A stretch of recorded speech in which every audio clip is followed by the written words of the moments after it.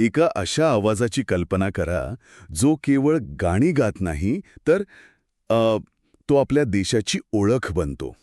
आज आपण भारतरत्न लता मंगेशकर यांच्या जीवन प्रवासाचा, त्यांच्या संगीताचा एक सखोल वेध घेणार आहोत.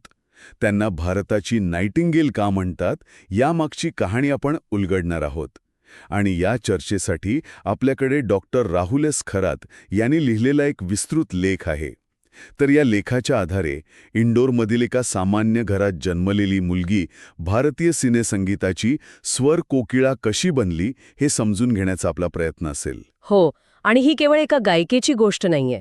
ही गोष्ट आहे कठोर परिश्रमाची, एक्स्ट्रॉर्डिनरी कलात्मक शिस्तीची आणि एका अशा व्यक्तीची जी पुढे जाऊन एक सांस्कृतिक प्रतीक बनली.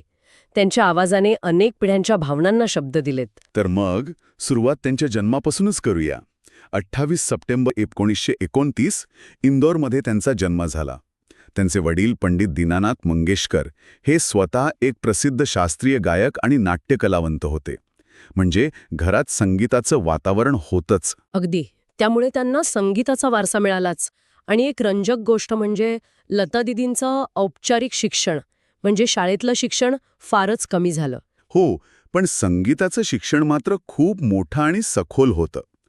त्यांचे वडील ग्वाल्हेर घराण्याचे शिष्य होते आणि त्यांनी लता दीदींना लहानपणापासूनच शास्त्रीय संगीताचे धडे दिले होते.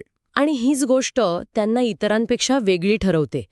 त्यांना मिळालेली शास्त्रीय संगीताची पायाभरणी इतकी पक्की होती, त्यामुळेच त्या कोणत्याही प्रकारची अवघड रचना अगदी सहज गाऊ शकायच्या.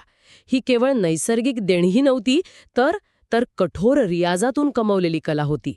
पण मग वयाच्या अवघ्या 13व्या वर्षी 1942 मध्ये त्यांच्या वडिलांचे निधन झाले आणि अचानक संपूर्ण कुटुंबाची जबाबदारी त्यांच्या लहान खांद्यावर आली. हो, आणि तेव्हा चित्रपट निर्माते आणि कौटुंबिक मित्र मास्टर विनायक म्हणजे विनायक दामोदर कर्नाटकी यांनी त्यांना मदत केली आणि मराठी चित्रपटसृष्टीत काम मिळवून दिलं. पण इथे एक महत्वाची गोष्ट आहे जी लेखातही नमूद केली आहे. आज ज्या आवाजाला आपण दैवी मानतो तो आवाज सुरुवातीच्या काळात चक्क नाकारला गेला होता. अगदी. हे ऐकून आश्चर्य वाटतं नाही का? तेव्हाच्या काळात म्हणजे त्या युगात जड आणि किंचित नाकातून येणाऱ्या आवाजांना पसंती दिली जायची. अच्छा. हो, आणि लता दीदींचा आवाज त्या मानाने खूप पातळ आणि नाजूक मानला गेला, ज्यामुळे त्यांना अनेक नकार पचवावे लागले. या सर्व संघर्षातून एक मोठा बदल घडला. तो 1949 साली संगीतकार खेमचंद प्रकाश यांच्या संगीत दिग्दर्शनाखाली महल चित्रपटातील आएगा आने वाला हे गाणं आलं. आणि या एका गाण्याने इतिहास घडवला. हे गाणं देशभरात इतकं गाजलं की लता मंगेशकर नावाचा एक नवीन तारा उदयास आला. हे गाणं यशस्वी का झालं याचं विश्लेषण करणंही महत्वाचं आहे. बरोबर. त्या गाण्यात एक गूढ, एक वेगळीच ओढ होती. लता दीदींच्या आवाजातील ती निर्मळता आणि ती भावना लाखो लोकांना मंत्रमुग्ध करून गेली. खरं तर या गाण्याने भारतीय पार्श्वगायनाचा चेहरामोहराच बदलून टाकला. आणि यानंतर त्यांनी मागे वळून पाहिलंच नाही. शंकर जयकिशन, एस.डी. बर्मन, नौशाद, मदन मोहन, अगदी ए.आर. रहमानपर्यंत जवळपास सर्वच मोठ्या संगीतकारांची त्या पहिली पसंती बनल्या. हो, 1950 ते 1990 हा जो काळ आहे ना, या काळात त्यांनी चित्रपटसृष्टीवर अक्षरशः एका हाती राज्य केलं. त्यांच्या आवाजाचं वर्णन नेहमी स्फटिकासारखा स्वच्छ, भावपूर्ण असं केलं जातं. त्यांचा श्वासावरचा ताबा आणि अवघड ताना सहजतेने घेण्याची क्षमता खरंच अद्भुत होती. आणि त्यांची कला केवळ हिंदीपुरती मर्यादित नव्हती. विचार करा, त्यांनी 36हून अधिक भाषांमध्ये हजारो गाणी रेकॉर्ड केली. 36 भाषांमध्ये? हो, यात मराठी, बंगाली, गुजराती, तमिळ, कन्नड अशा अनेक भाषांचा समावेश आहे.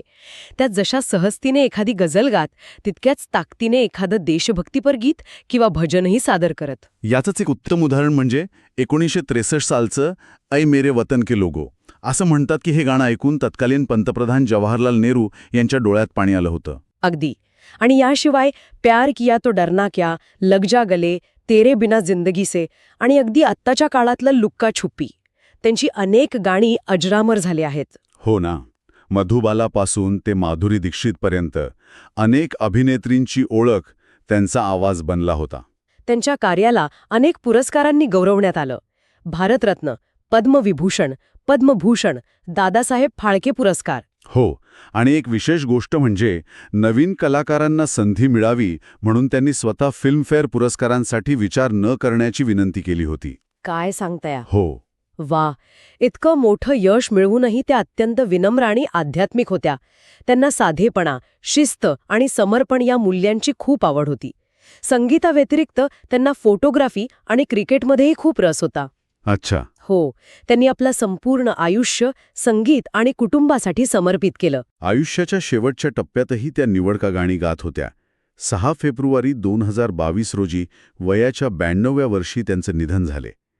आणि एका युगाचा अंत झाला. खरंय. त्यांच्या जाण्याने संपूर्ण देशाने राष्ट्रीय दुखवटा पाळला, जे त्यांच्या महानतेचं प्रतीक आहे. तर इंदोरमधील एका लहानशा घरातून सुरू झालेला हा प्रवास भारताची स्वरकोकिळा बनण्यापर्यंत पोचला. लता मंगेशकर यांनी पार्श्वगायनाला एक नवीन उंची आणि प्रतिष्ठा मिळवून दिली, नाही का? नक्कीच.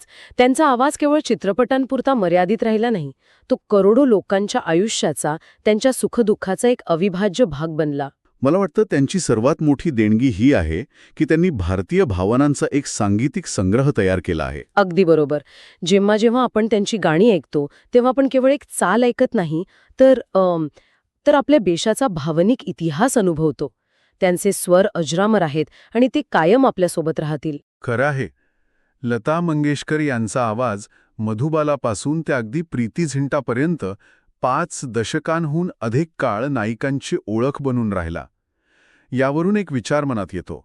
आजच्या काळात जिथे अभिनेते स्वतः गातात किंवा एकाच कलाकारासाठी अनेक गायक गातात, तिथे भविष्यात असा एखादा आवाज पुन्हा निर्माण होऊ शकेल का, जो एका संपूर्ण पिढीची आणि सिनेसृष्टीची एकमेव ओळख बनेल?